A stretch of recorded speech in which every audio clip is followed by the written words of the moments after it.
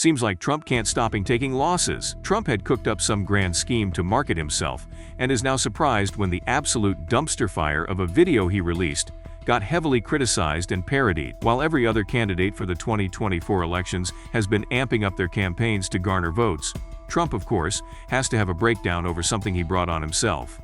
What's Trump whining about now? Is it really something that hurt him or his reputation? Let's find out. Trump has been undergoing trial in the U.S. for the past few months, during which several of his horrible actions have resurfaced. A judge modified former President Trump's gag order. From the various scandals to even felonies, this American president is one of the most immoral and unfit people to hold the office of the president. Trump's trial came at a time wherein he was campaigning in states like Iowa, where he has a hold like no other. Some of the factors that give him the edge in these states are the high amounts of rural workers and the religious sentiments that are prevalent among them. They have taken a liking to Trump because he had marketed himself as a man of God from the get-go. But his latest marketing stunt has made him lose a large number of people who were once unwaveringly pro-Trump. What did he do that caused them to lose immediately in him? And how has it affected his reputation in a strongly red state? Let's first understand why Donald Trump is not the tings he says he is. He claims to be a family man, but the countless scandals, felonies, and trash behavior that he has shown have been reflecting horribly back onto his family whether he realizes it or not. In his recent trial about the hush money case, he had wished Melania, his wife, a happy birthday from the court. Seems innocent enough, right? But to anyone who knows why the case he is involved in is called the hush money case, it seems very slimy and disgusting. When Trump was caught falsifying records from his business, everyone thought it was what every other businessman does, to show a better profit or mislead investors. But the truth was far more embarrassing than that. He had actually falsified business records to show less money than what was made, so that the money that went missing could be used to pay off one Stormy Daniels, an adult actress who claims to have had relations with Trump in 2006. As you can see, Trump is finally getting convicted for the immoral things he had done.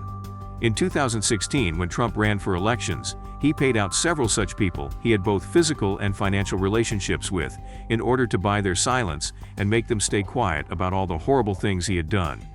I'm pretty sure no man who brands himself as a God-fearing man of morals wouldn't be this embroiled in scandals. Now, when you look at Donald Trump wishing his wife from court, you probably see it from a new perspective. That's right, he was wishing his wife that he loves so much, while he was standing on trial for paying several people, including an adult actress, hush money, so as to not tarnish his reputation. But did he learn his lesson? Of course not. After letting down his family, the next thing he went and did was let down his supporters, something he promised to never let happen.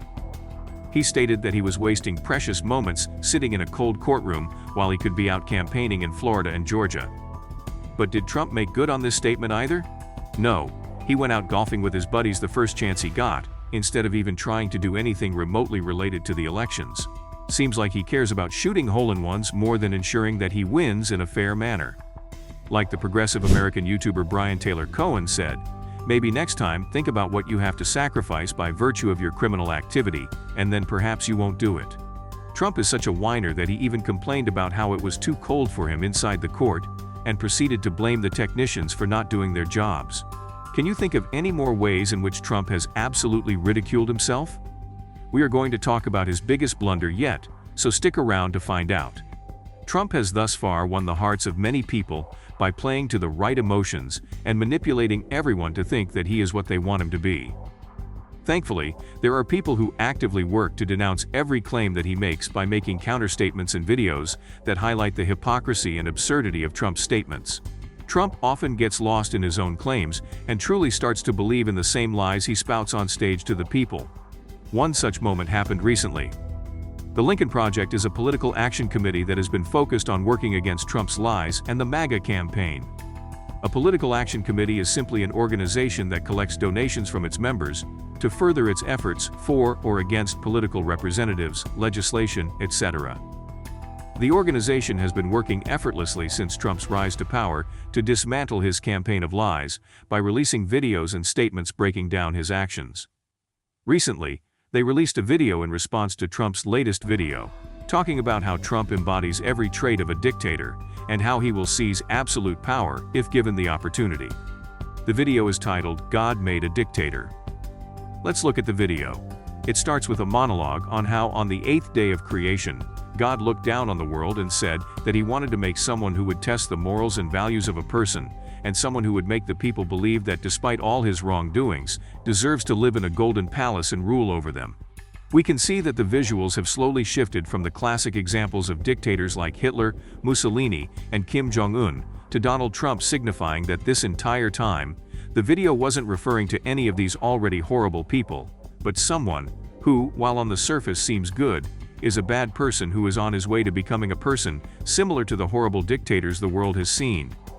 We can see that the video is really digging into Trump and the horrible acts that he has incited people to commit. For example, the January 6 riots that took place where Trump used his followers to wreak mayhem on the seat of democracy, the Capitol building.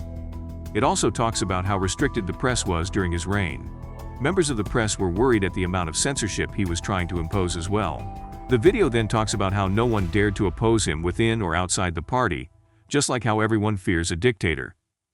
With Trump's many followers being highly religious, it also talks about how many of these members have been swayed by Trump's politics and have made them turn to idolatry by elevating Trump to even godhood, which is a core violation of their belief. The video outlines that Donald Trump is a test to see how well the people of America stick together to abolish someone who could end up becoming the worst thing that happened to the United States. Do you think the video was too harsh on Trump? Just wait till you see why the Lincoln Project made this video. This might seem like a very low blow to say that God made him into a dictator, but this video is a direct response to the very odd video that Trump released called God Made Trump, making it seem like he is the chosen one. This video is, to put it in the nicest way, absolutely ridiculous. Trump has gone ahead and proclaimed himself to be the one chosen by God to lead the United States so as to sway politically charged, highly religious Americans and make them cast their votes for him. Perhaps Trump should have waited and deceived his followers more before showing this video, because it has even rubbed some of the evangelicals that this was targeted toward the wrong way.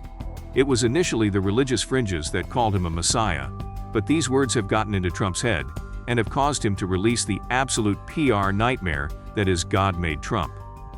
Pastors of several evangelical churches in Iowa and other states have begun to denounce their support of Trump in response to this video, as he has truly crossed a line and elevated himself to the status of a messiah. States like Iowa that are deeply rooted in their traditions and Christian tenets tend to wholeheartedly accept people like Trump. But actions like this from Trump prove to be a strong wake-up call to every religious follower of his, that he is just a man and not some messianic figure. It seems like Trump has finally begun to spiral and start believing in the very same deceptions he built to control the people who vote for him.